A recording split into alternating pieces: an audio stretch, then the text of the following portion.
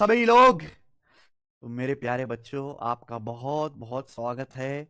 नई चैप्टर, नई शुरुआत, नया दिन, नया जोश है भाई। लेकिन हम तो पुराने ही हैं।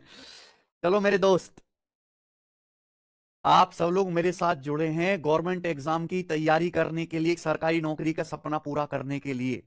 बहुत सारे बच्चों का सपना है कि हम सर 2025 में और 2026 में, 2027 में जितने भी एग्जाम होंगे गवर्नमेंट जॉब के, उनको क्रैक करना चाहते हैं। है भाई, यही सपना है आप लोगों का। देखिए बच्चों, मैं पहले बता रहा हूं कि आज हमारे परसेंटेज की पहली क्लास है। जो हमारा परसेंटेज चैप्टर है, प्रतिशत, ये अर्थमेटिक का, अंक गणित का सबसे पहला और सबसे बेसिक चैप्टर है मेरे भाई। अर्थमेटिक मैथ में बहुत सारे चैप्टर हैं छोटे छोटे, लेकिन दो चैप्टर ऐसे जिन्हें हम बेसिक चैप्टर कहते हैं, परसेंटेज और रेशियो। परसेंटेज और रेशियो ऐसा नहीं कि पेपर में इनसे बहुत ज्यादा सवाल पूछे जाते हैं या ये बहुत ज्यादा इंपॉर्टेंट है, नहीं। परसेंटेज रेशियो बहुत ज्यादा इंपॉर्टेंट चैप्टर नहीं है, ना ही इनसे पेपर में बहुत ज्यादा सवाल आते हैं। लेकिन बिना परसेंटेज और रेशियो समझे अच्छे से, अगर आपको परसेंटेज रेशियो की अच्छी समझ नहीं है, तो आगे आने वाले चैप्टर जैसे लाभ हानि हो गया, डिस्काउंट हो गया, सीआई हो गया, एसआई हो गया, मिक्सचर एलिगेशन हो गया, आप उनको नहीं समझ सकते। जैसे एक मकान होता है ना, हमें मकान में रहना तो मेरे भाई ऊपर फ्लोर पे होता है, या छत पे, मकान छत पे हम दूसरी बिल्डिंग खड़ा करते हैं, लेकिन हम उसके नीचे नींव भी तो डालते हैं। नींव दिखाई नहीं देती, उसको तो हम कवर कर देते हैं, लेकिन फिर भी नींव उतनी ही जरूरी है जितना जरूरी आपका मकान का ऊपर वाला फ्लोर है। ऐसे ही परसेंटेज और रेशियो, ये दो ऐसे चैप्टर हैं जिनसे पेपर में एक एक सवाल ही आएगा। आप कोई भी पेपर दीजिए, छोटे से छोटा, बड़े से बड़ा, भारत में प्री से लेके मेंस तक कोई भी आप पेपर दीजिए, इससे चैप्टर में एक ही सवाल आता है। या कभी कभार अगर एग्जाम में बहुत ज्यादा खुश है तो दो क्वेश्चन आ जाएंगे, एक से दो। ऐसे रेशियो के साथ है, रेशियो से भी एक से दो क्वेश्चन आते हैं। लेकिन हम जो पढ़ाई करेंगे मेरे भाई, परसेंटेज और रेशियो, इन दोनों चैप्टर्स को, वो हम ये एक दो सवाल ठीक करने के लिए नहीं करेंगे मेरे भाई, नहीं। ये एक दो सवाल सही करना तो बहुत आसान काम है। मैं आपको परसेंटेज रेशियो इस तरीके से पढ़ाऊंगा कि आगे आने वाले चैप्टर में आप परसेंटेज रेशियो का इस्तेमाल करना सीख जाएं। यानी कि मैं अर्थमेटिक के आने वाले जो हमारे 20 चैप्टर्स हैं, उनका एक फाउंडेशन तैयार करूंगा। तो कभी भी आप इस चैप्टर को पढ़ें तो ऐसे ना पढ़ें कि भाई ये एक दो सवाल के लिए हम पढ़ रहे हैं। आप इस तरीके से पढ़ें कि अगर ये चैप्टर मेरा कमजोर रह गया तो मेरा पूरा अर्थमेटिक मैथ कमजोर रह जाएगा। ठीक है जी? क्या आपको हमारी ये बात समझ में आई?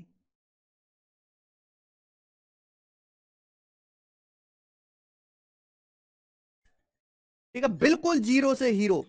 ये जीरो से हीरो बिल्कुल होगा। मैं आपको बेसिक से और मैक्सिमम मेंस लेवल तक कराऊंगा। ठीक है। जो बच्चे सोचते हैं कि एक दो सवाल के लिए क्या इतनी मेहनत करनी, वो परसेंटेज के कॉन्सेप्ट को अच्छे से नहीं समझते। परसेंटेज में ऐसे हम बहुत सारे कॉन्सेप्ट सीखेंगे, जैसे डेविएशन हो गया, सक्सेसिव परसेंटेज चेंज हो गया। रेशियो में भी हम ऐसी बहुत सारी चीज सीखेंगे कि रेशियो को कैसे मर्ज करते हैं, कैसे अप्रोक्स कैलकुलेशन करते हैं। ये अगर आपका कमजोर रहेगा तो आने वाले चैप्टर्स में आपको बहुत परेशानी होगी। तो हमें इस तरीके से पढ़ना है कि ये पूरे अर्थमेटिक मैथ का एक फाउंडेशन है। एक दो सवाल को ध्यान में रख के चैप्टर नहीं पढ़ना है मेरे भाई। ठीक है, चलिए।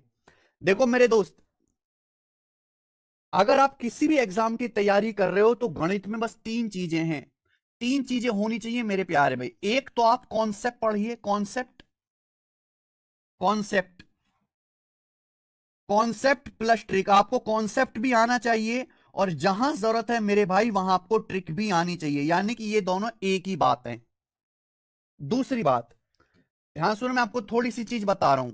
उसके बाद आपको रिवीजन, क्योंकि भाई आप इतने सारे सब्जेक्ट पढ़ोगे, इतने सारे चैप्टर पढ़ोगे, इतना सारा कंटेंट पढ़ोगे, आप पढ़ते चले जाओगे, लेकिन एक बीमारी है पीछे का, साथ साथ भूलते भी चले जाओगे। तो आपको कॉन्सेप्ट भी समझना है, उसका रिवीजन भी करना है।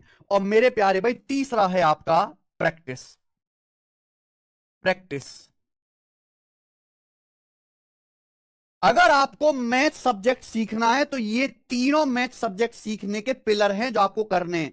कॉन्सेप्ट मैं सिखाऊंगा, कॉन्सेप्ट सारे के सारे मैं सिखाऊंगा 100%। आपको खुद से ना कभी गूगल से देखना है, ना किसी किताब में से कुछ सीखना है। जितने भी ट्रिक है सब मैं आपको बताऊंगा। रिवीजन करने वाला, कभी भी एक टीचर रिवीजन नहीं करवा सकता। ये काम बच्चे को खुद ही करना है, ये काम आपको खुद ही करना है। आप खुद करोगे इस काम को मेरे भाई, खुद करोगे। ठीक है जी। दूसरा है प्रैक्टिस। प्रैक्टिस मेरे भाई दो तरह की होती है, प्रैक्टिस भी दो तरह की होती है। एक तो क्लास में, एक तो मेरे भाई क्लास में, और तीसरा है मेरे भाई कि आप एक किताब लीजिए, आप एक किताब खरीदो प्रीवियस ईयर के क्वेश्चंस की, या फिर आप पीडीएफ डाउनलोड करो गूगल से। ठीक है, या आप पीडीएफ डाउनलोड करो और आप खुद से सेल्फ प्रैक्टिस करो। सेल्फ प्रैक्टिस, सेल्फ प्रैक्टिस यानी कि आप जिसे आप खुद से करोगे, यानी कि आप क्लास में नहीं करवाए, ये सवाल आपने घर पे जाके खुद कोई किताब लेके या कोई पीडीएफ डाउनलोड करके करा है मेरे भाई, बुक से, बुक से या पीडीएफ से।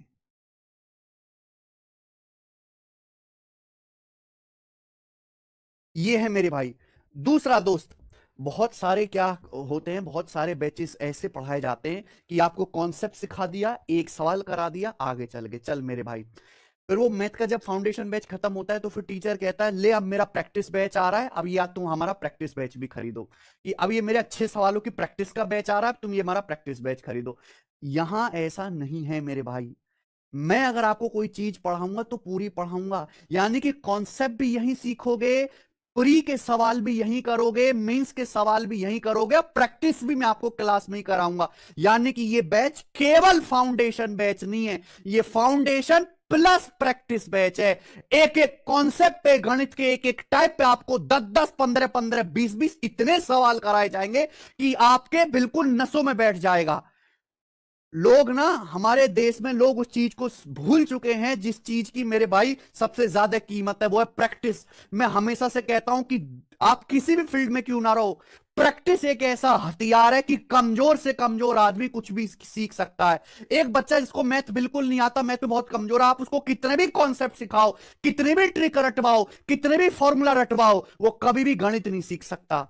आप उसको कॉन्सेप्ट एक दो बार पढ़ाकर, आप उसको खूब सारे उस कॉन्सेप्ट पे सवाल प्रैक्टिस कराओ, उस बच्चे की आत्मा में वो चीज फिट बैठ जाएगी। तो मैंने वो करेक्ट कर लिया है फंडा कि मैं कॉन्सेप्ट भी सिखाता हूं, लेकिन मैं बाकी बैचेस की तरह एक एक दो दो सवाल करा के निपटाने वाला आदमी नहीं हूं। मैं तब तक प्रैक्टिस कराता हूं कि जब तक वो बच्चा जिसको, मतलब जिसको मात्र गिनती भर भी आती है, वो भी ना सीख जाए, तब तक मैं प्रैक्टिस कराता हूं मेरे भाई।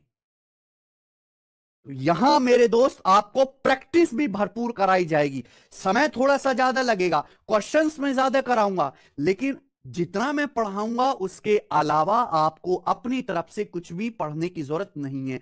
ये किसी एक एग्जाम के लिए नहीं कर रहे कि यहां एनटीपीसी का मैथ पढ़ रहे हैं, हम ग्रुप डी का मैथ पढ़ रहे हैं, हम केवल मैथ पढ़ रहे हैं, केवल मैथ। और वो मैथ आप कोई भी पेपर दीजिए, कोई भी एग्जाम दीजिए जिसमें मैथ आता है, आप हर एक को कर पाएंगे मेरे भाई। हम यहां आरआरबी ग्रुप डी से लेके इंटेलिजेंस ब्यूरो जैसे मुश्किल पेपर तक की तैयारी करने वाले, हम किसी एक एग्जाम की तैयारी नहीं करने वाले। हम यहां एसएससी जीडी से लेके आईसीआर टेक्नीशियन, सीडीएस, बैंकिंग के लेवल की तैयारी करने वाले हैं। हम किसी एक एग्जाम की तैयारी नहीं करने वाले, हम यहां पे गणित सीखने वाले हैं, गणित। समझ में आया? किसी भी कॉम्पिटिटिव एग्जाम की बात कर रहा हूं भाई मैं, कॉम्पिटिटिव एग्जाम की। केवल कॉन्सेप्ट सीख लेने से, फॉर्मूला रट लेने से आपका कल्याण नहीं हो सकता मेरे भाई। कल्याण तभी होगा जब कॉन्सेप्ट पे आप खूब सारी सीक्वेंस में, टाइप वाइज, चैप्टर वाइज साथ साथ प्रैक्टिस करो। पहले आपको 2 4 5 सवाल प्री के कराए जाएं, फिर 2 3 4 5 सवाल आपको मेंस के कराए जाएं, उसके बाद आगे के टाइप की तरफ बढ़ा जाए। इस प्रोसेस में समय ज्यादा लगता है, पर हर बच्चा सीख सकता है। ठीक है दोस्त। इंस्पायरिंग अचीवर्स जी, competitive exam, competitive not entrance exam. तो ये 3 पिलर है मेरे भाई। दूसरी बात मेरे प्यारे बच्चों, ये बोला कि प्रैक्टिस जो है क्लास में मैं आपको कराऊंगा, और मैं आपको इतनी प्रैक्टिस कराऊंगा कि अगर आप ये ना भी करो, अगर आप खुद से मेरे दोस्तों प्री वाईक्यू की प्रैक्टिस ना करो, जो मैं क्लास में प्रैक्टिस करा रहा हूं, जो मैं सवाल करा रहा हूं, अगर आप उनका ढंग से पढ़ के रिवीजन कर लो तो भी सफिशिएंट है, तो भी काफी है। लेकिन अगर आपके पास समय बहुत ज्यादा है, अभी कि मुझे तो अगले साल का पेपर देना है या मुझे ठहर के एक बार में ही अच्छी नौकरी लेनी है, तो आपको मैं सजेस्ट करूंगा कि आप प्रीवियस ईयर के क्वेश्चंस भी साथ साथ प्रैक्टिस करिए। बहुत सारे बच्चे कहते हैं कि सर हम पीवाईक्यू के क्वेश्चंस कहां से प्रैक्टिस करें, तो हमारे टेलीग्राम चैनल से आप पीडीएफ डाउनलोड कर लीजिए, या फिर मैं आपको बता रहा हूं कि ये जैसे एक बुक है हमारी, ये जैसे एक बुक है मैथ्स की, इसमें पिछले 5 साल के 8,000 क्वेश्चन है चैप्टर वाइज सॉल्यूशन के साथ। इस बुक को ऑर्डर करके मंगा लीजिए और इस बुक से आपको प्रैक्टिस करने है। ठीक है मेरे भाई, इस बुक से आपको प्रैक्टिस करना है, प्रैक्टिस करनी ही पड़ेगी, प्रैक्टिस के अलावा और कोई रास्ता नहीं है, और कोई रास्ता है नहीं मेरे दोस्त गणित सीखने का।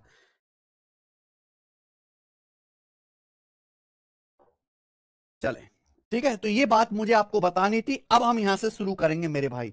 देखो दोस्त, आज से हमारे एप्लीकेशन पर एसएससी आरंभ बैच शुरू हो रहा है, यानी कि हम जितने भी टीचर हैं, मैं इसमें मैथ पढ़ा रहा हूं, हमारे गोपाल सर अंग्रेजी की क्लास शुरू कर रहे हैं, हमारे अरुण सर रीजनिंग पढ़ा रहे हैं, और हमारी जीएस की एक पूरी अलग डेडिकेटेड टीम है, क्योंकि जीएस में अलग छोटे छोटे काफी सारे सब्जेक्ट हैं, हमारे तो चैप्टर हैं, इनके तो पूरे सब्जेक्ट हैं।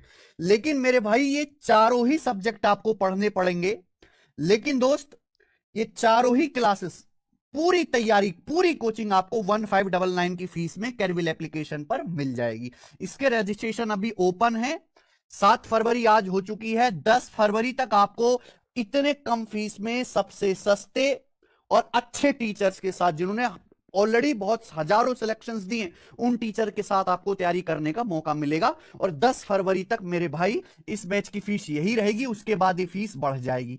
तो अगर किसी बच्चे को अपनी तैयारी शुरू करनी है, कैरविल एप्लीकेशन भारत का मोस्ट ट्रस्टेड, सबसे ज्यादा विश्वसनीय प्लेटफॉर्म है कॉम्पिटिटिव एग्जाम की तैयारी करने के लिए बच्चों का। पिछले 5 साल में इसने हजारों बच्चों को जो है सरकारी नौकरी दिलवाई है, हजारों लाखों बच्चों का सिलेक्शन हमारे प्लेटफॉर्म इन्हीं टीचर्स के, हम सभी टीचर से पढ़ पढ़कर हुआ है।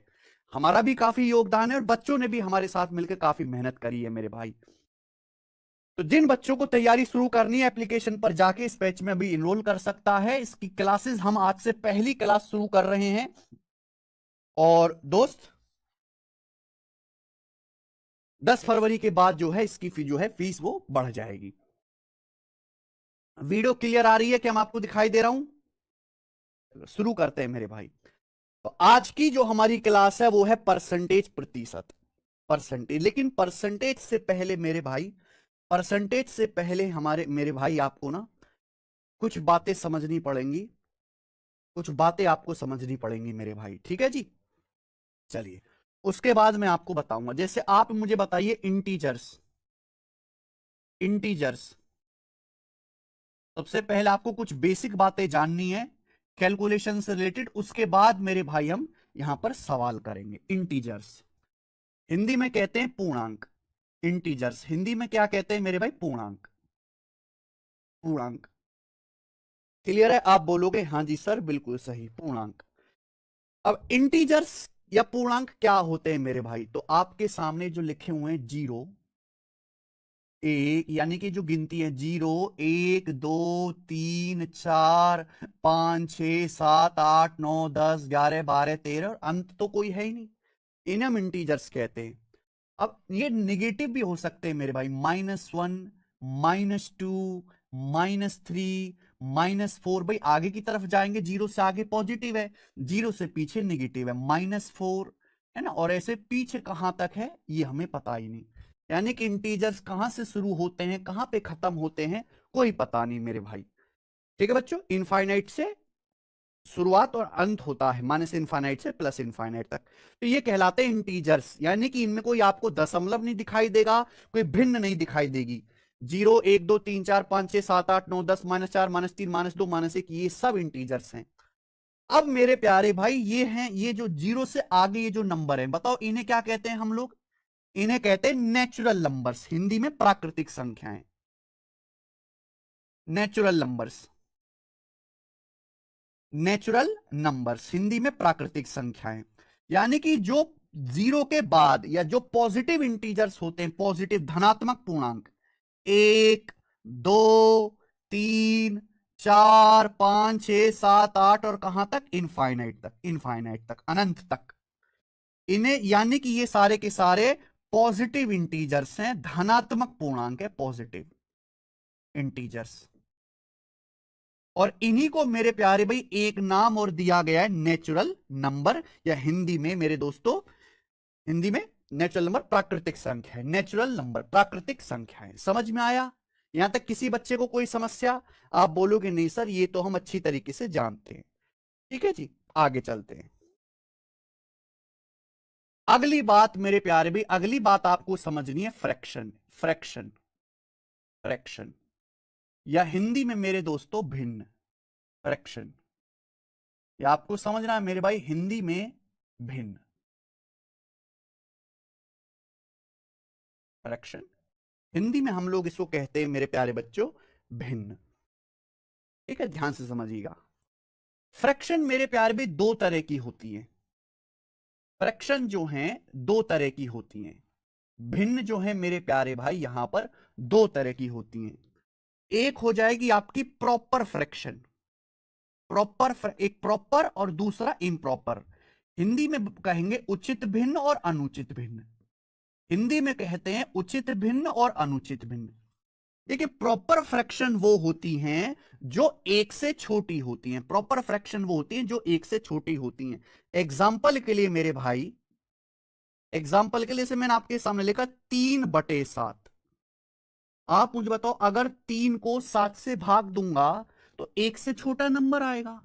अगर मैं छोटी संख्या को बड़ी संख्या से भाग दूंगा तो एक से छोटा नंबर आएगा। जैसे आपके सामने लिखा 1/2। 1/2 क्या होता है? 1/2 होता है 0.5, और 0.5 क्या, एक से छोटा नंबर है। ये क्या है मेरे भाई प्रॉपर फ्रैक्शन। जैसे आपके सामने आया 11/18। 11/18 क्या है? एक प्रॉपर फ्रैक्शन है मेरे भाई, प्रॉपर फ्रैक्शन। बात आई समझ में? यानी कि जो फ्रैक्शन एक से छोटी होती हैं उन्हें हम प्रॉपर फ्रैक्शन कहते हैं। अच्छा, एक से छोटी कब होगी कोई भिन्न? कोई भिन्न एक से छोटी कब होगी? जब उसका, देखो ऊपर वाली चीज को हम कहते हैं न्यूमरेटर। किसी भी भिन्न में जो ऊपर लिखा होता है उसे हम कहते हैं न्यूमरेटर। न्यूमरेटर हिंदी में क्या कहते हैं बच्चों? इसको अंश। हिंदी में इसका नाम है अंश। और जो नीचे लिखा होता है इसे हम कहते हैं डिनोमिनेटर। हिंदी में इसका नाम है हर। डिनोमिनेटर हिंदी में नाम है हर। समझ में आया? आप बोलोगे जी बिल्कुल सही समझ में आया है। तो प्रॉपर फ्रैक्शन में जो आपका अंश है, अंश यानी कि जो ऊपर संख्या लिखी हुई है वो छोटी होगी। जो ऊपर जो नंबर लिखा हुआ है न्यूमरेटर यानी कि अंश, वो हमेशा ही डिनोमिनेटर से छोटा होगा, डिनोमिनेटर बड़ा होगा। डिनोमिनेटर जो है वो बड़ा होगा। समझ में आया? सर आज से तैयारी करें तो सीजल निकल जाएगा, प्रियंका गंगापुरी। ये तो इस बात पर डिपेंड करता है गंगापुरी जी कि आप किस लेवल की तैयारी करते हैं। ये तो उस बात पर डिपेंड करता है कि आप किस लेवल तक की तैयारी करते हैं। समझे आप बात को?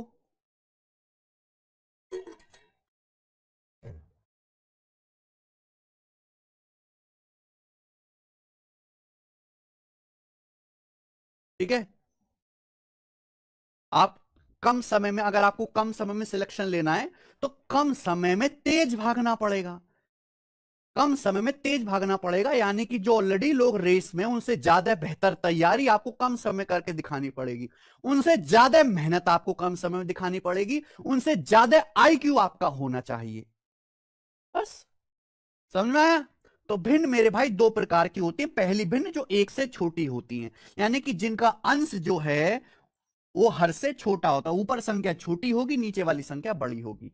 अब मुझे बताओ बच्चों इम्प्रॉपर फ्रैक्शन क्या होते हैं? इम्प्रॉपर, इम्प्रॉपर फ्रैक्शन जो होती है मेरे भाई उन्हें, वो जो है वो एक से बड़ी होती है।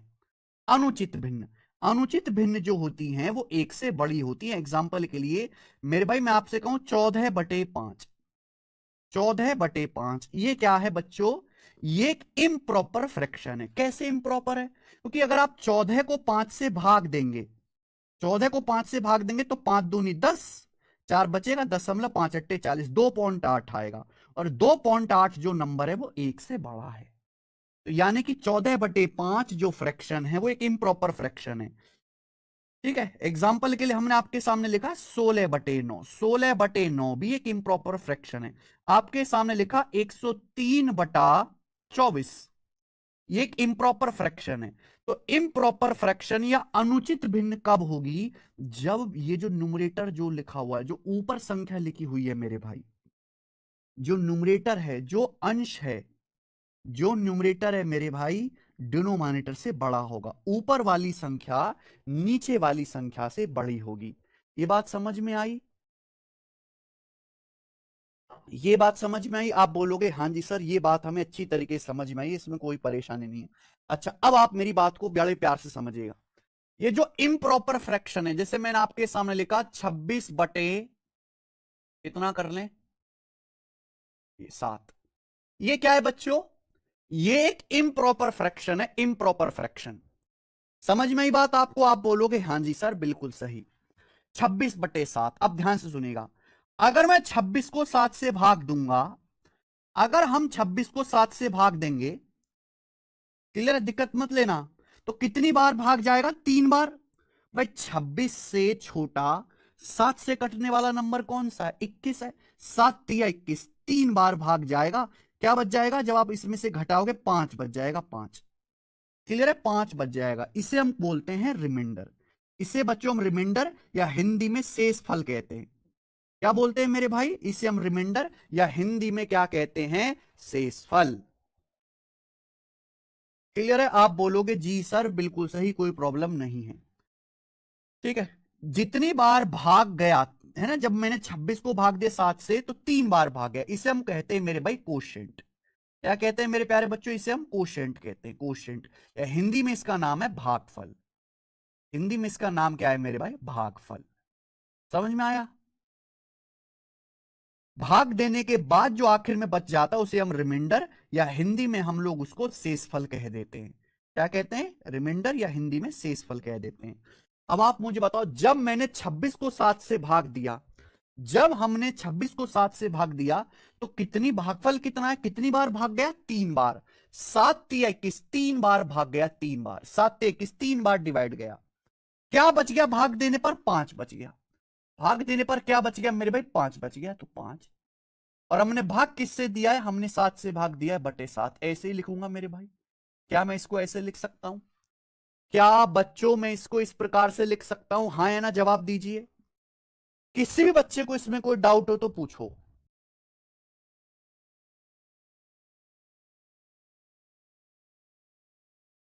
ठीक है राखी,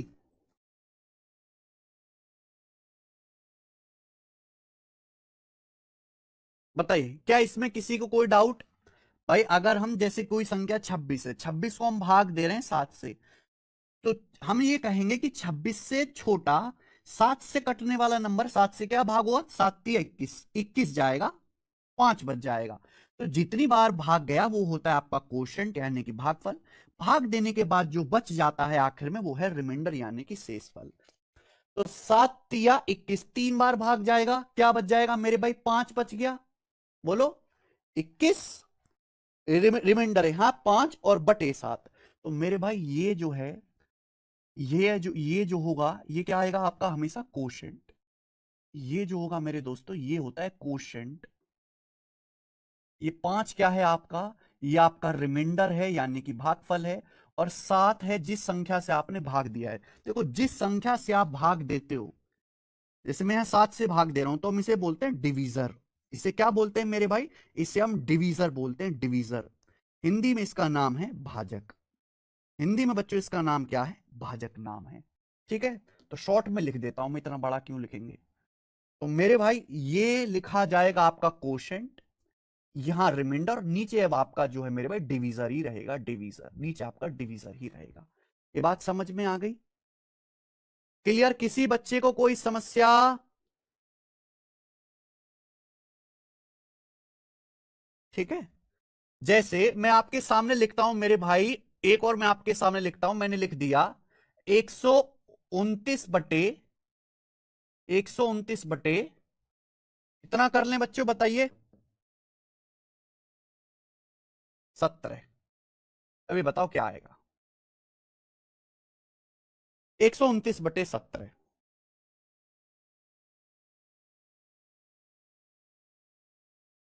या 129 की बजाय यहां पे 105 कर लीजिए। 105/17। बताइए मेरे भाई, अगर आप 105 को 17 से डिवाइड करेंगे तो कितनी बार भाग जाएगा? 105 तो 17 से भाग होगा नहीं। तो आप ये सोचो, 105 से छोटा 17 से भाग होने वाला नंबर है 102। 17 छिक्का 102, 17 छिक्का पहाड़ा जाएगा, 17 छिक्का 102। लेकिन ये कितना है? ये आपका 105 है। तो क्या बच जाएगा? 3 बच जाएगा। और नीचे क्या है मेरे भाई? नीचे है आपका 17। आप बोलोगे जी सर बिल्कुल सही, यहां तक हमें कोई परेशानी नहीं है, यहां तक हमें कोई परेशानी नहीं है। 6+3/17। अगर आप ध्यान से देखें मेरे भाई, अगर आपके सामने लिखा है ना 6+3/17, तो इस बात का मतलब क्या? इसको कैसे सॉल्व करेंगे मेरे भाई? 17 की यहां 6 में गुणा होती है, इनकी यहां पे गुणा होती है। 17 की 6 में गुणा करो, कितना आएगा? 102। 102 में आप 3 जोड़ेंगे 105, और फिर 17 से भाग दे रहे हैं, बटे 17 तो है ही। 17 छिक्का 102 जमा 3 105, तो 105/17 आया मेरे भाई। अब बात समझ में आई? आप बोलोगे हाँ जी सर समझ में आई है, कोई प्रॉब्लम नहीं है। तो 6+3/17। अच्छा मेरे दोस्त, यहां बीच में क्या है? प्लस, ये बीच में प्लस है। अब बार बार ऐसे लिखना बड़ा मुश्किल हो रहा है, तो हमने एक तरीका निकाला कि इसी बात को हम शॉर्ट में ऐसे लिखेंगे, इस बात को हम शॉर्ट में ऐसे लिखेंगे, 6 सही 3/17। 6 सही 3/17। 6 सही 3/17। 6 सही 3/17। क्लियर? आप बोलोगे जी सर बिल्कुल सही, बात अच्छी तरीके से समझ में आ गई। 6 सही 3/17 मेरे प्यारे बच्चों। ध्यान से देखेंगे तो इसे हम मिक्स्ड फ्रैक्शन कह देते हैं। क्या कह देते हैं बच्चों? इसे ही मिक्स्ड फ्रैक्शन कह देते हैं, मिक्स्ड फ्रैक्शन। अगर आप ध्यान से देखेंगे तो जब हमने आपके सामने 6 सही 3/17 लिखा, तो 6 क्या है मेरे भाई? 6 एक इंटीजर है, 6 एक पूर्णांक है। 6 क्या है बच्चों? 6 एक पूर्णांक है, 6 एक इंटीजर है, 6 एक पूर्णांक है। और 3/17 क्या है मेरे प्यारे बच्चे? 3/17 एक प्रॉपर फ्रैक्शन है। 3/17 एक प्रॉपर फ्रैक्शन है, और इनके बीच में है प्लस। 6 सही 3/17। समझ में आई बात? आप बोलोगे हाँ जी बिल्कुल सही, यानी कि इसी बात को शॉर्ट में लिखने का तरीका ये है। एक और बता दीजिए, चलिए लास्ट एक और बता दीजिए। हमने आपके सामने लिखा मेरे भाई इस तरीके से, 89 बटा कितना कर लेते? 14। 89 बटा कुछ और कर लेते हैं, 89/13। अब बताओ ये क्या आएगा? 89/13। बताइए जी मेरे भाई।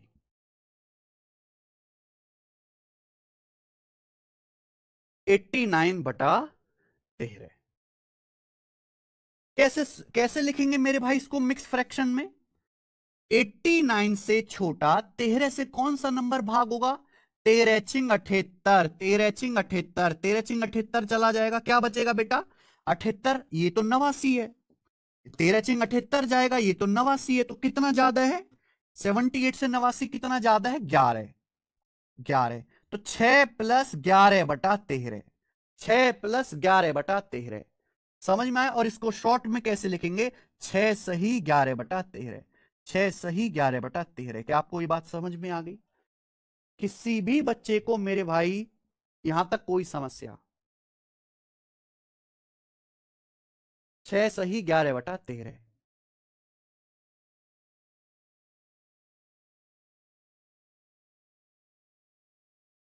क्लियर? यानी कि अगर आपके सामने कोई भी फ्रैक्शन इस प्रकार से लिखी हुई है, जैसे आपके सामने लिखा है 5 सही 2/5 सही 3/8, 5 सही 3/8, ये क्या है मेरे भाई? ये एक प्रॉपर फ्रैक्शन है, ये एक प्रॉपर फ्रैक्शन है। लेकिन अगर इसको गौर से देखा जाए तो इसका मतलब 5+3/8 बीच में क्या होता है? बीच में हमेशा प्लस का साइन होता है, बीच में हमेशा प्लस का साइन होता है। इसका मतलब यह है कि 5 एक इंटीजर है, 3/8 एक प्रॉपर फ्रैक्शन है, 3/8 एक प्रॉपर फ्रैक्शन है, इन दोनों को जोड़ा गया है। इन दोनों को जोड़ा गया, शॉर्ट में इस तरीके से लिखने का तरीका इंसान ने ढूंढा है। तो 5 + 3/8 क्या आएगा मेरे भाई? इसकी वैल्यू क्या आएगी?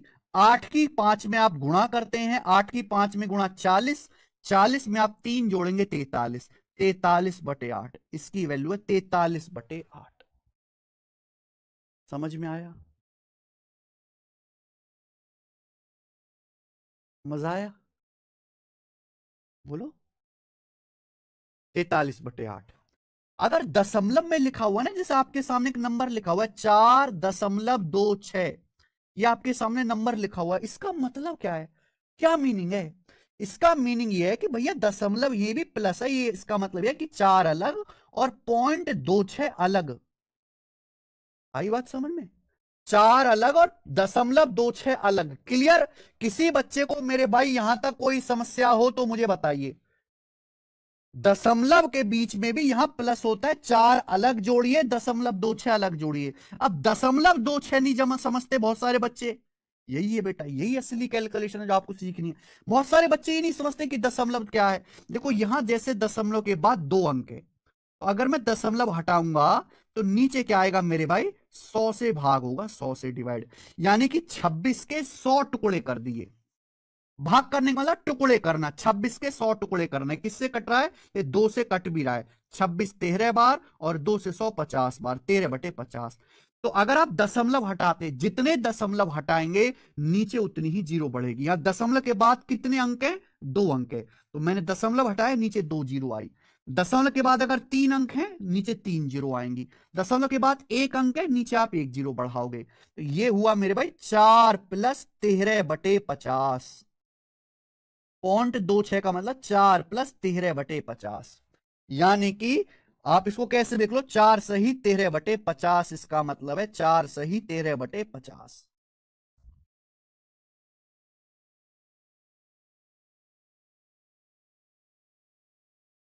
किसी भी भाई को मेरे यहां अभी तक कोई भी समस्या आई हो तो वो पूछ ले। हमारे किसी भी भाई को यहां तक कोई भी समस्या आई हो तो पूछ ले। ठीक है जी? आप बोलोगे हाँ जी सर एकदम ठीक है, हम आपकी बात को समझ रहे हैं, अब आगे चलेंगे। ध्यान से सुनिएगा मेरे दोस्त, सभी लोग ध्यान से सुनेंगे। डिवाइड कैसे करते हैं? डिवाइड कैसे करते हैं? अगर आपके सामने लिखा है 3/3 ÷ 5/7, ये बताइए मेरे भाई, डिवाइड कैसे करेंगे? जल्दी से बताओ दोस्त, जल्दी से। 3 क्या है? 3 एक इंटीजर है, 3 एक इंटीजर है, और 5/7 एक फ्रैक्शन है, 5/7 एक फ्रैक्शन है। तो हम इंटीजर को डिवाइड कर रहे हैं मेरे भाई एक फ्रैक्शन से। हमें बताइए कि क्या आएगा डिवाइड करके। देखो दोस्त, जब भी कोई फ्रैक्शन ऊपर जाती है, ये न्यूमरेटर है ये डिनोमिनेटर, जब भी कोई फ्रैक्शन ऊपर जाती है तो पलट जाती है। ये डिवाइड है, ये बटे का मतलब डिवाइड होता है। जब हम इसको ऊपर ले जाएंगे तो पलट जाएगा, मल्टीप्लाई। 5/7 पलट जाएगा जी 7/5। जब भी हम डिवाइड को मल्टीप्लाई में करेंगे तो नीचे वाली जो फ्रैक्शन है वो पलट जाती है। 3 × 7/5 यानी कि क्या आ गया मेरे भाई? 21/5। तो इसकी वैल्यू होगी दोस्त 21/5। बोले हाँ कि ना? बात को समझ गए आप मेरी? 21/5 आता है। चलो शुक्र है, आपको इतनी बात तो आती है। आपके सामने लिखा है, आपके सामने लिखा है 4/9, और बटे मेरे प्यारे भाई कितना कर लें ये? 4/9 डिवाइडेड बाई मेरे प्यारे भाई 3। बताओ जी क्या आएगा? 4/9 और ये बटे 3। 4/9 एक फ्रैक्शन है, भिन्न। 3 एक पूर्णांक है, पूर्णांक यानी कि मैंने भी समझाया 1 2 3 4 5 6 नॉर्मल जो गिनतियां होते बिना दशमलव वाली। क्या होगा दोस्त? हा, कितने शेर बालक है हमारे। 4/9 भाई साहब, मुझे बड़ा दुख हुआ। कमेंट आप देख लो, मैं स्क्रीनशॉट लेके दिखा दूंगा। बहुत सारे बच्चे 4/3 बता रहे हैं। 4/3 है, 12/9, 12/9। अरे भाई, क्या आपको ऊपर में नीचे में फर्क नहीं दिखाई दे रहा? भाई 3 का मतलब होता है 3/1। आप ऐसे समझो, 3 का मतलब है 3/1। मैंने समझाया कि जब भी कोई फ्रैक्शन ऊपर जाती है तो पलट जाती है, ये डिवाइड हो रहा है। बटे, ये बटा है ना, बटे का मतलब डिवाइड। डिवाइड को अगर मल्टीप्लाई में बदलेंगे तो पलट जाएगा। 3/1 का उल्टा 1/3। तो आपको नहीं दिख रहा मेरे भाई? 4/27। ये 4/27 है, ना कि 4/3। बाबलो, पता नहीं कैसे कैसे हैं बच्चे। मल्टीप्लाई हो जाती है मेरे दोस्त, मल्टीप्लाई हो जाती है, मल्टीप्लाई। इस तरह का है तो इन दोनों की गुणा हो जाती है, इन दोनों की मल्टीप्लाई हो जाती है, 9 की और 3 की। 4/27। आगे का बताओ, क्या भरोसा कर सकते हैं हम आप पे?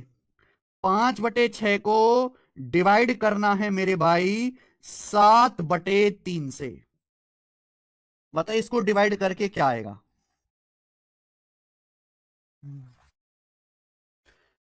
एक भिन्न को दूसरी भिन्न से डिवाइड करना है।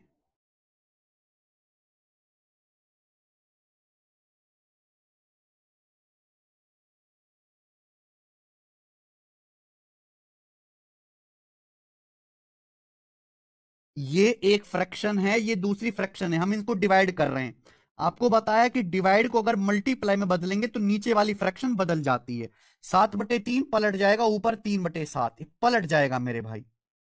ठीक है ना? 5/6 नीचे 7/3 है, पलट के 3/7 हो जाएगा, पलट के। ठीक है, काट सकते हैं तो काट लो, नहीं तो छोड़ दो। 3×2 = 6, यह आएगा जी 5/14। तो इसकी जो वैल्यू है वो 5/14 आएगी, 5/14। बोलो बात सही है? 5/14।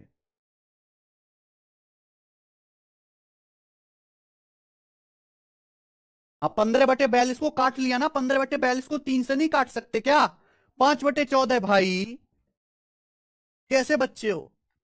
आगे डिवाइड करना सीख गए, गुणा तो खैर आता ही है। अब दो फ्रैक्शन को जोड़ते कैसे? जैसा आपके सामने लिखा, 3/7 प्लस 2/5। ये दो फ्रैक्शन है, दोनों प्रॉपर फ्रैक्शन है मेरे भाई, ये दोनों ही आपके सामने लिखी हुई है। ये दोनों प्रॉपर फ्रैक्शन है, इनको जोड़ना कैसे है? इन दोनों फ्रैक्शन को जोड़ना कैसे है, तो ध्यान से समझिएगा मेरे भाई, सभी लोग ध्यान से समझिएगा। ये जो नीचे लिखा हुआ है 7 और 5, आप इनका एलसीएम ले लीजिए। आप इनका या तो एलसीएम ले लीजिए या इनकी गुणा कर दो। या तो बच्चों आप इनका एलसीएम लो या इनकी गुणा करो। 7 और 5 की गुणा क्या आएगा? 35। नीचे आएगा 35, 7×5 = 35। सही बात है। यहां ऐसे मल्टीप्लाई, 5 की 3 में गुणा 15 प्लस, यहां ऐसे क्रॉस मल्टीप्लाई, 7 की 2 में गुणा 14 है। तो 15 + 14 यानी कि 29/35। तो इनको जोड़ के आएगा मेरे दोस्तों 29/35, 29/35। सही है, 29/35। ऐसे ही अगर आपको घटाना हो 8/11 और माइनस, 8/11 -5/16, ये बताइए मेरे भाई क्या आएगा?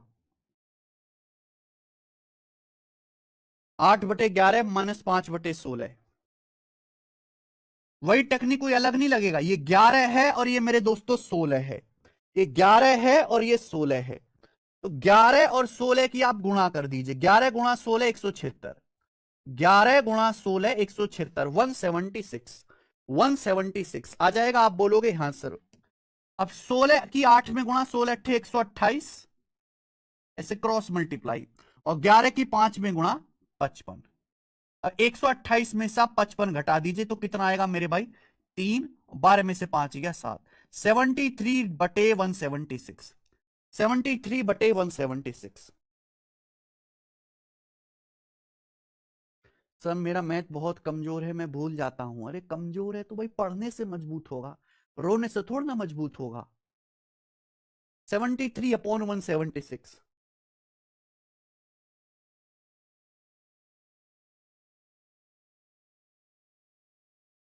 73 आएगा ना भाई? क्लियर? आप बोलोगे हाँ जी सर बिल्कुल सही। अच्छा, अगर इस तरीके से हो जिनका आप एलसीएम बड़ी आसानी से ले सकते हो, जैसे कि आपके सामने जोड़ना है हमें 1/12 प्लस 1/16।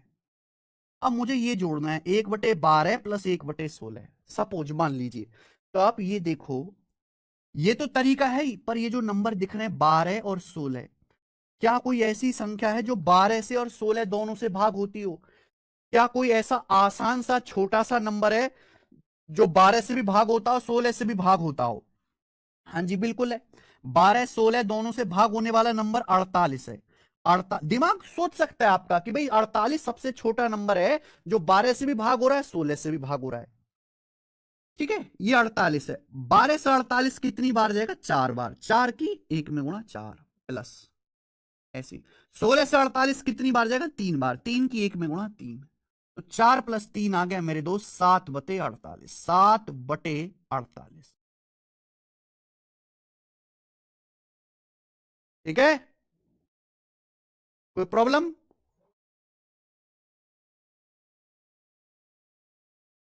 बताओ। ठीक है, कर लोगे, इसमें कोई परेशानी? ध्यान से सुनना मेरे दोस्तों, मेरी बात को ध्यान से सुनना। असली प्रॉब्लम यही होती है कि जब आप, अगला कॉन्सेप्ट बता रहा हूं, जब आप एक इंटीजर में से प्रॉपर फ्रैक्शन घटाते हैं, जब आप एक इंटीजर में से प्रॉपर फ्रैक्शन घटाते हैं, जैसे मैं आपसे पूछूं 15, 15 में माइनस 9 सही 3/7 क्या होगा? 15 माइनस 9 सही 3/7, अगला कॉन्सेप्ट ये बताइए मेरे भाई। 15 माइनस 9 सही 3/7।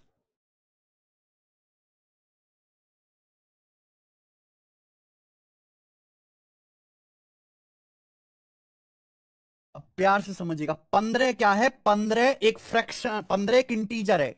9 सही 3/7 एक मिक्स्ड फ्रैक्शन है। 15 एक पूर्णांक है, 9 सही 3/7 एक मिक्स्ड फ्रैक्शन है। अब 15 में से 9 सही 3/7 घटा के क्या आएगा?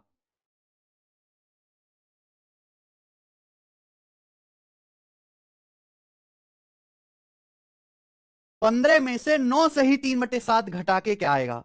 देखो मेरे भाई, अगर आपको ये समझना है, अगर इसको बेसिक से करना है तो कैसे करेंगे? 15 माइनस 9 सही 3/7 का मतलब है 9 प्लस 3/7। 9 प्लस 3/7 यही है भाई बच्चों। और 9 सही 3/7 का मतलब क्या है? 9 और प्लस 3/7। 9 अलग होता है, 3/7 अलग होता है। अब आप कहोगे सर ये 9 भी घटाना है, 3/7 भी घटाना है। अब हमारे पास ये 15 है, हमारे पास ये 15 है। अब 15 को मेरे भाई ध्यान सुनना, 15 माइनस 9 प्लस 3/7 है, क्लियर है? अब अगर मैं माइनस से गुणा कर दो, चलो माइनस से गुणा कर दे, 15 माइनस 9 और माइनस 3/7 ये हो जाएगा। आप बोलोगे जी सर यही हो जाएगा, कोई परेशानी? कोई परेशानी नहीं। अब 15 में से 9 अगर मैंने घटा दिया तो 6 आ जाएगा। ये 15 में से आप 9 घटा दीजिए, 6 आ जाएगा। 6 माइनस 3/7। अब जो बच्चे 6 बता रहे हैं ना कि 6 प्लस 3, 6 सही 3/7 आंसर है, वो गलत है। 6 माइनस 3/7 आ गया, 15 में से 9 घटाएंगे 6। अब ये 6 में से 3/7 कैसे घटाएं? देखो यही लॉजिक है। ये जो 6 लिखा हुआ है ना मेरे भाई, ये जो 6 लिखा हुआ है, क्या हम 6 को ऐसे नहीं लिख सकते? 5 प्लस 1 6। 5 प्लस 1 6 और 1 माइनस 3/7। 5 प्लस 1 6 होता है। आप बोलोगे हाँ जी सर बिल्कुल होता है। अब ये 1 माइनस 3/7 जो है, यही तो 4/7 है। अगर आप 1 में से 3/7 घटाओगे तो 4/7 बचेगा। 4/7 आप बोलोगे हाँ जी सर बिल्कुल बचा। 4/7। और आपको हमने समझाया कि 5 प्लस 4/7 जो है, यही 5 सही 4/7 लिखा जाएगा। तो इसको घटा के आएगा 5 सही 4/7। ये है पूरा बेसिक, ये है पूरा बेसिक। लेकिन आप बताओ, क्या आपके पास पेपर में इतना समय होगा कि आप इतना लिखें? क्या आपके पास, क्योंकि ये चीज तो एग्जाम में आने वाली नहीं है, तो सवालों में कैलकुलेशन में इस्तेमाल होगी। कभी आपके पास इतना टाइम होगा कि आप इतना लिखें? आपको इतना लिखने की जरूरत नहीं है मेरे भाई, बिल्कुल भी। ध्यान से समझने की कोशिश करिए, सीधा कैसे आएगा? सीधा लॉजिक यही है कि हमें इसको ब्रेक करना पड़ता है 5 प्लस 1 में। एक हमें चाहिए होता है, एक, जिससे कि हम 1 में से 3/7 घटा पाए। तो जैसे आपके सामने आया 15 माइनस 9 सही 3/7। 15 माइनस 9 सही 3/7 सीधा कैसे आएगा जी? आंसर बताओ। देखो ये जो नंबर है ना मेरे भाई, ये जो नंबर है ये 9 से बड़ा है। ये नंबर 9 सही 3/7, ये नंबर 9 से बड़ा है। ये नंबर 9 से बड़ा है, लेकिन ये नंबर 10 से कम है। भाई इससे जस्ट बड़ा जो इंटीजर है वो 10 है। 9 सही 3/7, केवल इस नंबर पे ध्यान दो, 9 सही 3/7 पे। ये जो नंबर आपके सामने लिखा है 9 सही 3/7, ये जो नंबर है ये नंबर 9 से बड़ा है, लेकिन ये नंबर 10 से कम है, 10 से कम। तो आप 15 में से 10 घटा दीजिए 5, 15 में से 10 घटा दीजिए 5, आ गया 5। आप बोलोगे जी सर। नीचे क्या लिखा हुआ है 7, नीचे 7 ही रहेगा, नीचे 7 ही रहेगा। ऊपर क्या आएगा, ऊपर आएगा जी 7 में से 3 कम कर लो, 7 में से 3 कम कर लो 4, 7 में से 3 कम कर लीजिए 4, 5 सही 4/7, 5 सही 4/7। आया समझ में? एक और मैं एग्जांपल लेके बताऊंगा जिससे आपके सामने ये आया, आपके सामने आ गया 100 माइनस 7 सही 13/24। 100 - 7 सही 13/24, मुझे घटा के लिखना है। बताइए दोस्त, 100 - 7 सही 13/24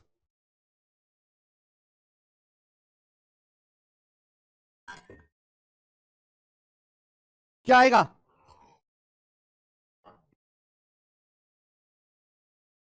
100 - 7 सही 13/24। जल्दी से बताइए मेरे प्यारे बच्चे, ये जो नंबर आपके सामने लिखा है 7 सही 13/24, इसका मतलब है 7 प्लस 13/24। ये नंबर 7 से बड़ा है, ये नंबर 7 से बड़ा है, लेकिन ये नंबर 8 से कम है। ये नंबर 7 से बड़ा है, लेकिन ये नंबर 8 से कम है। तो आप 100 में से 8 घटा दीजिए 92, 100 में से 8 कम कर लीजिए 92, 100 में से 8 कम कर लीजिए 92, 92 आ गया। आप बोलोगे हाँ सर। नीचे 24 ही रहेगा, ये नीचे 24 ही रहेगा। ऊपर क्या, 24 में से 13 कम कर लो, 24 - 13 11, 92 सही 11/24, 92 सही 11/24 ही आ गया। 92 सही 11/24। कर पाओगे मेरे दोस्त? अरे बोलो, कर पाओगे? अगर आपके सामने ऐसे भी आता है कि 58 सही 58 माइनस 19/37, 58 - 19/37, जल्दी से बताइए मेरे दोस्त क्या है? 58 - 19/37, मुझे माइनस करना। 58 में से 19/37, ये जो नंबर आपके सामने लिखा है 19/37, ये नंबर 1 से कम है। अगर आप 19 को 37 से भाग दोगे तो पॉइंट समथिंग आएगा, ये नंबर 1 से कम है। इससे जस्ट बड़ा नंबर क्या है मेरे भाई? ये नंबर 1 से कम है। आप बोलोगे हाँ जी सर बिल्कुल सही, ये नंबर तो 1 से कम है। तो आप 58 में से 1 घटा दीजिए 57, 57 आप बोलोगे जी बिल्कुल सही। नीचे तो 37 ही रहेगा, और ऊपर क्या आएगा दोस्त? 37 में से 19 कम कर लो, 37 में से 19 कम कर लेंगे 18, 57 सही 18/37।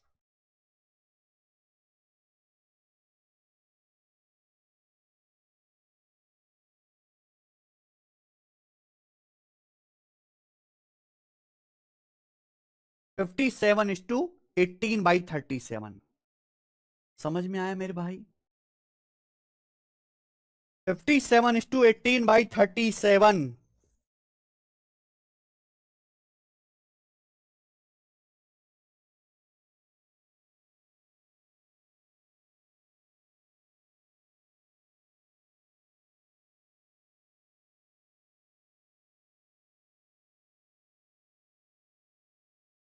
क्लियर? ठीक है जी।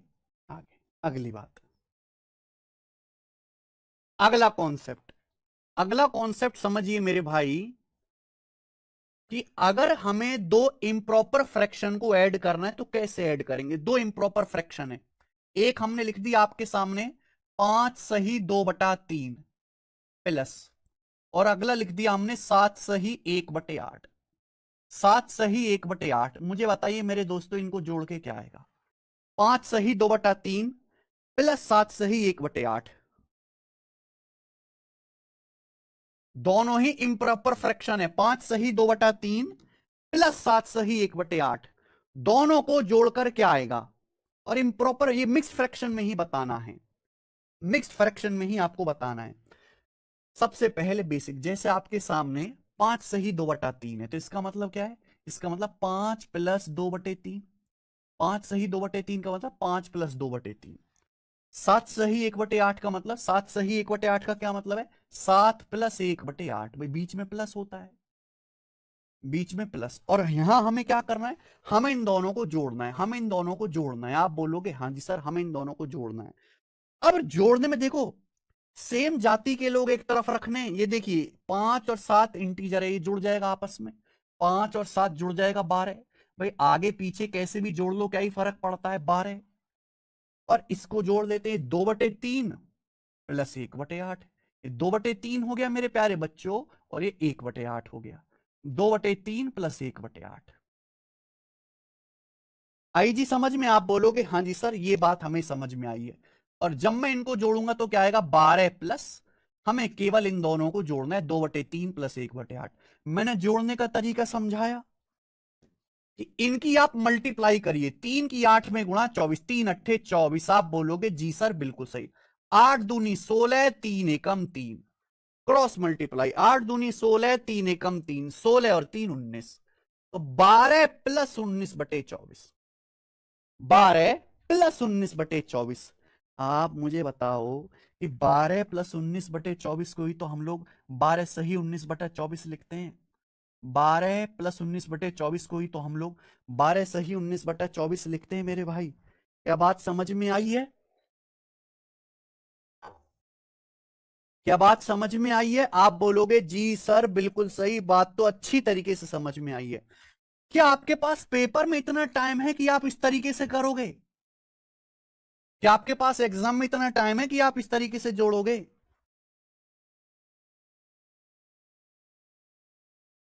सीधा कैसे करेंगे मेरे भाई? 5 सही 2/3, 5 सही 2/3 + 7 सही 1/8। जब मैं आपको परसेंटेज में बताऊंगा ना कि परसेंटेज को फ्रैक्शन में, फ्रैक्शन को परसेंटेज में कैसे बदलते हैं, कैसे जोड़ना घटाना है, तो बहुत इस्तेमाल होगा। जब भी इस तरह का आएगा ना मेरे भाई, सीधा दिमाग लगाइए, 5 इंटीजर जोड़ दो आप, इंटीजर आपस में सीधा सीधा जुड़ जाएगा, 5 + 7 सीधा सीधा जुड़ जाएगा, 5 + 7 12। मुझे केवल फ्रैक्शन वाला पार्ट जोड़ना है, मुझे केवल मिक्स्ड फ्रैक्शन वाला पार्ट जोड़ना है, ये फ्रैक्शन जोड़नी है। 3 अट्ठे 24, 3 अट्ठे 24, क्रॉस मल्टीप्लाई, 8 की 2 में 16, 3 की 1 में 3, 8 की 2 में 16, 3 की 1 में 3, 16 3 19, 12 सही 19/24, 12 सही 19/24 आ गया, 12 सही 19/24, 12 सही 19/24। बोलो, अरे बोलिए, एक और बताओगे? 9 सही 4/5, 9 सही 4/7 प्लस 11 सही 2/5। बताओ।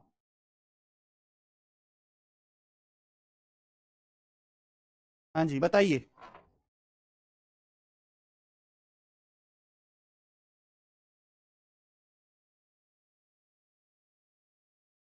अरे मजा आया ना करके। 9 सही 4/7 प्लस 11 सही 2/5। एक और, 9 सही 4/7 प्लस 11 सही 2/5। इंटीजर आप जोड़ लीजिए, 9 है और ये 11 है। 9 में 11 जोड़ के क्या आएगा? इंटीजर पूर्णांक पूर्णांक जोड़ दीजिए, 9 + 11 20। अब मुझे ये दोनों भिन्न जोड़नी है। भिन्न जोड़ने का तरीका मैंने सिखाया, इन दोनों की गुणा, 7 पंजे 35, 7 पंजे 35। आप बोलोगे जी सर बिल्कुल सही। 5 की 4 में गुणा 20, 7 की 2 में गुणा 14, 20 + 14, 5 की 4 में गुणा 20, 7 की 2 में गुणा 14, 20 + 14 34, 20 सही 34/35 आ गया आंसर। 20 सही 34/35। बोलो, मजा आया? खत्म। अब हम यहां से शुरू करेंगे मेरे भाई अपना असली खेल, परसेंटेज। हम यहां से शुरू करेंगे अपना असली खेल, परसेंटेज, यानी कि प्रतिशत। ये सब तो मैं आपको परसेंटेज में हम छोटी छोटी जो कैलकुलेशन करने वाले हैं उसको समझाने के लिए मैंने आपको इतना कुछ सिखाया। परसेंटेज, प्रतिशत, हमने पहले बताया कि मैथ के दो ही पिलर हैं, परसेंटेज और रेशियो, अर्थमेटिक मैथ के। इनकी वैसे कोई वैल्यू नहीं है पेपर में, क्योंकि आना एक एक दो दो सवाल है। लेकिन गणित सीखने के लिए बहुत जरूरी है। आप मुझे बताइए परसेंटेज क्या होता है बच्चों, सभी लोग हमें मुझे बताओ कि परसेंटेज क्या होता है। परसेंटेज का मतलब प्रति, शत का मतलब होता है 100। नाम में ही परिभाषा छुपी है, नाम में ही परिभाषा छुपी है। ध्यान से सुनना मेरे भाई, अगर आप इसको इंग्लिश में पढ़ेंगे तो इंग्लिश में है परसेंटेज। परसेंटेज, सेंट का मतलब होता है इंग्लिश में 100 और पर का मतलब होता है एक। तो परसेंटेज का मतलब 100 में से एक हिस्सा, 100 में से एक हिस्सा, 100 में से एक हिस्सा। परसेंटेज का मतलब 100 में से एक हिस्सा, 100 में से वन, 100 में से वन। इसी को कहा गया 1%, इसी को कहा गया 1% बराबर, 1% बराबर। आए समझ में? नाम में परिभाषा छुपी है, प्रतिशत, शत मतलब 100, प्रति मतलब एक, 100 में से एक हिस्सा यानी कि 1/100।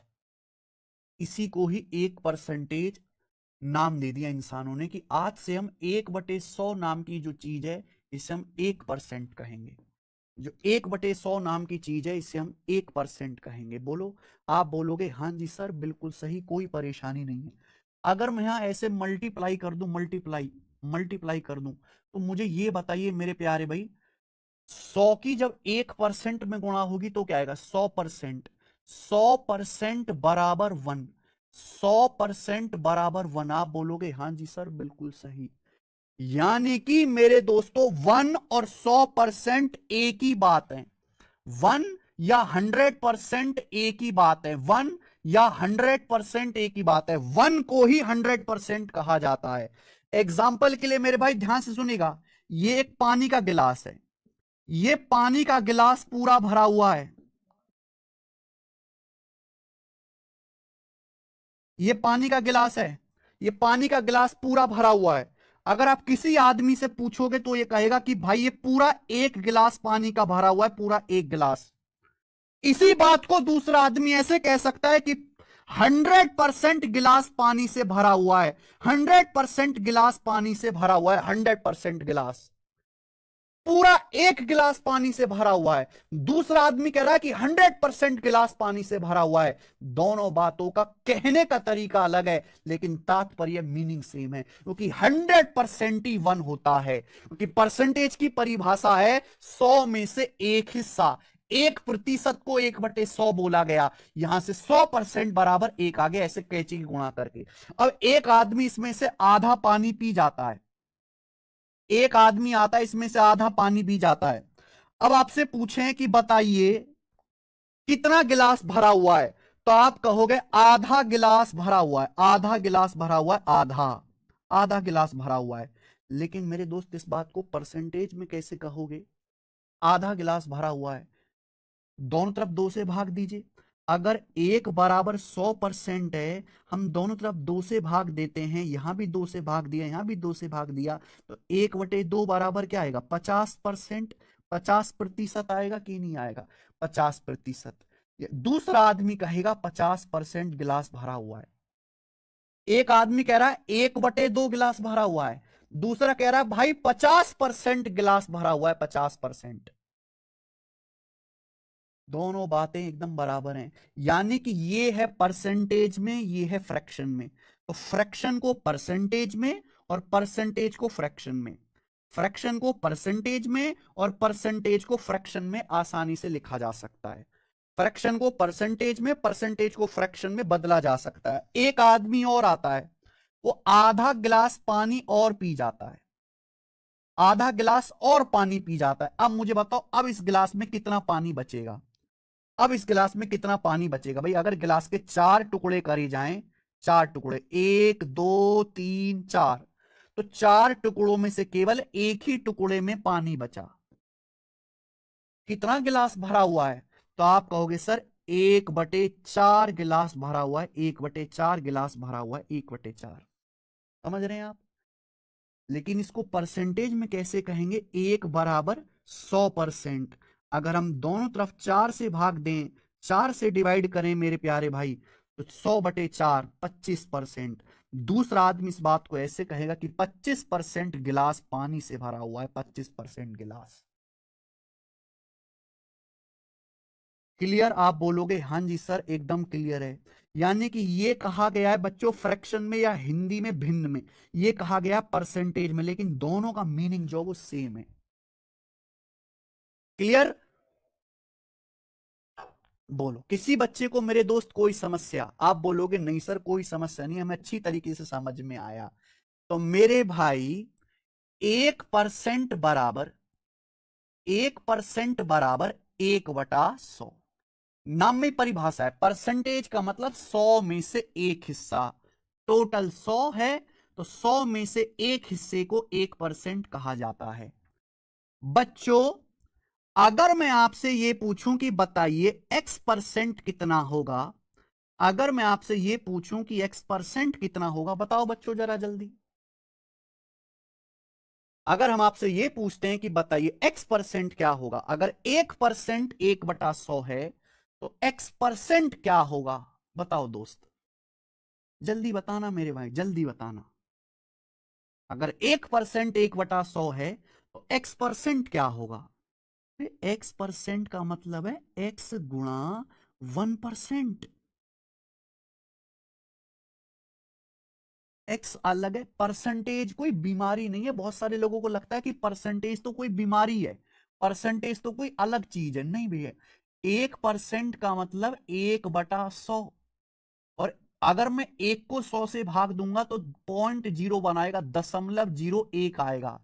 ये जो नंबर है ना मेरे भाई, ये जो 0.01 नंबर है, 0.01 या 1/100, इसी को 1% नाम दिया गया है। x% का मतलब x गुणा 1%। और 1% क्या होता है बच्चों मुझे बताइए? 1% का मतलब 1/100। x% की वैल्यू x/100 आ गई बच्चों। x% की वैल्यू क्या आ गई? x/100 आ गई, x/100। बोलो, यानी कि आपको एक बात समझ में आ रही है? अगर किसी भी परसेंटेज को भिन्न में बदलना है, किसी भी परसेंटेज को अगर भिन्न में बदलना है तो परसेंटेज हटाओ और 100 से भाग दे दो। परसेंटेज हटाइए और 100 से भाग दे दीजिए। क्या आपको मेरी बात समझ में आई? जैसे हमने आपके सामने लिखा मेरे प्यारे बच्चों 28%, 28% हमने आपके सामने 28% लिखा। बताइए इसको भिन्न में क्या होगी, इसकी वैल्यू भिन्न में क्या होगी, बताना जरा। हमने आपके सामने लिखा मेरे भाई 28%, इसकी वैल्यू भिन्न में क्या होगी? 1% 1/100। 28% का मतलब हो गया जी 28/100। 28% का मतलब हो गया बच्चों 28/100। यानी कि मेरे भाई आप इसको 4 से काट सकते हैं, 4×7=28 और 4 से 100 जाएगा 25 बार, 7/25। 7/25।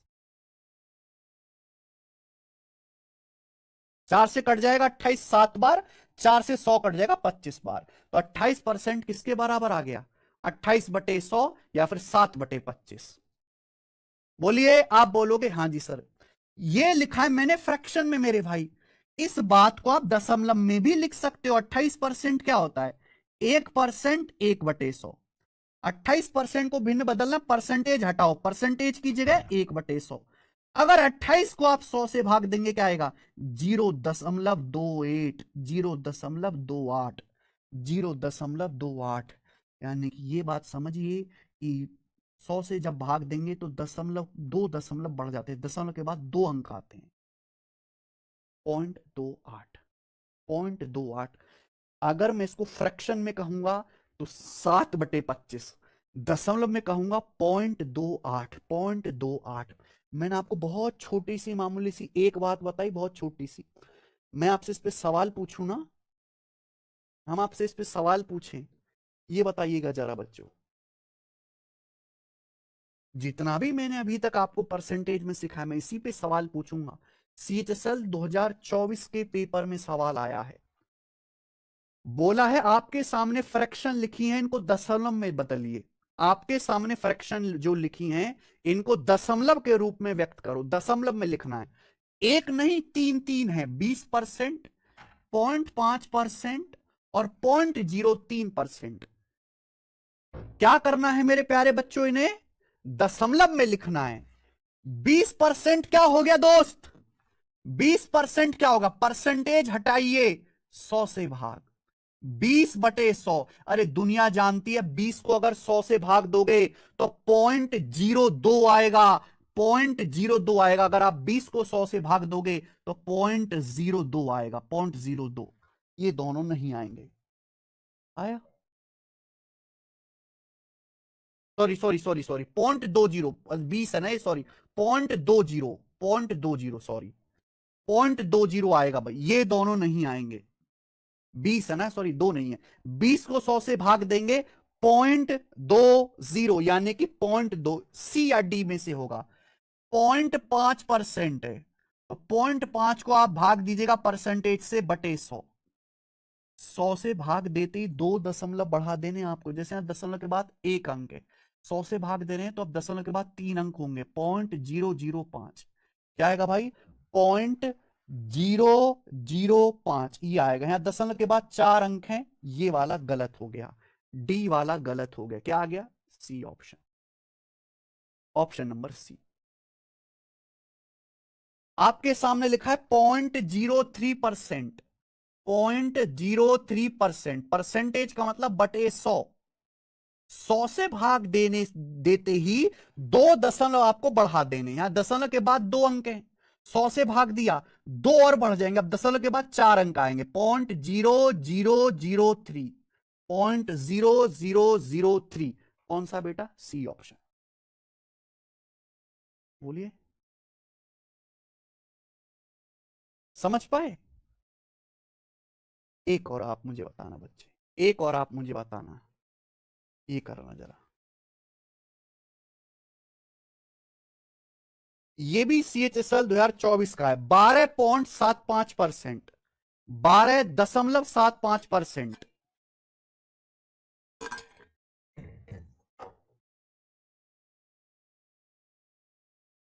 12.75%। 4 ऑप्शन है, किसके बराबर है? 12.75%। ऑप्शन देखो, फ्रैक्शन में किसके बराबर है मेरे भाई? वैसे तो मैं ऑप्शन से भी कर सकता हूं, पर वो तरीका मैं आपको कल सिखाऊंगा। ऑप्शन से भी कर सकते हैं वो तरीका, तो हम आपको लेकिन कल सिखाएंगे। आज मैं आपको बेसिक वाले बताऊंगा।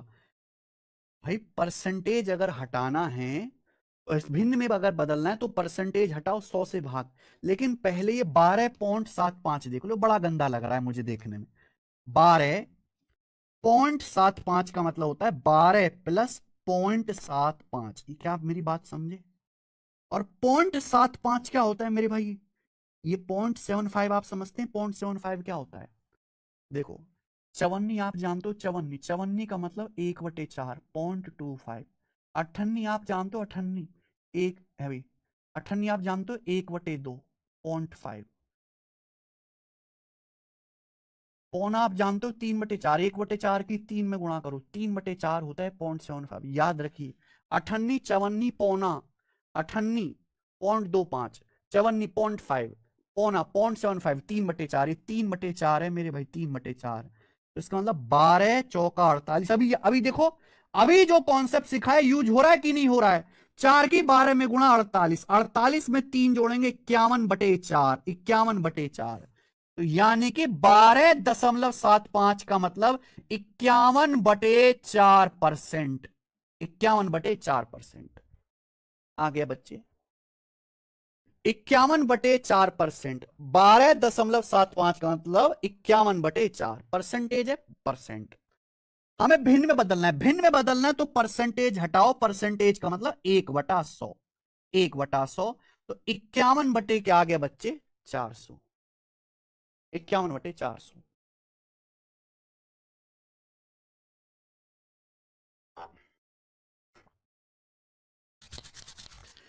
याद रखिएगा मेरे भाई, देखो यही छोटी छोटी चीजें होते हैं कैलकुलेशन की। 54.25, 58.5, पौना 0.75, 1/4, 1/2, 3/4। एक लास्ट क्वेश्चन मैं आपको सिखाऊंगा भाई आज की क्लास में। आइए, तीसरा, बताइए दोस्त।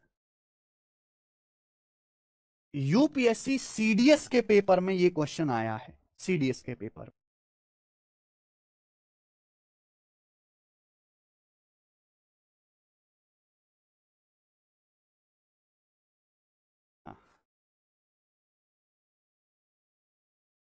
What is the square root of 64%? 64% का वर्गमूल क्या है? आपके सामने सवाल है, 64% का वर्गमूल क्या है? ठीक है, 0.08%। ये क्वेश्चन आपका होमवर्क है मेरे भाई। ये सवाल जो है ये आपका होमवर्क है, सोचो समझो। यूपीएससी सीडीएस के पेपर का सवाल है, कल मैं आपको सिखाऊंगा। ठीक है, आज की क्लास हम इतना ही रखेंगे।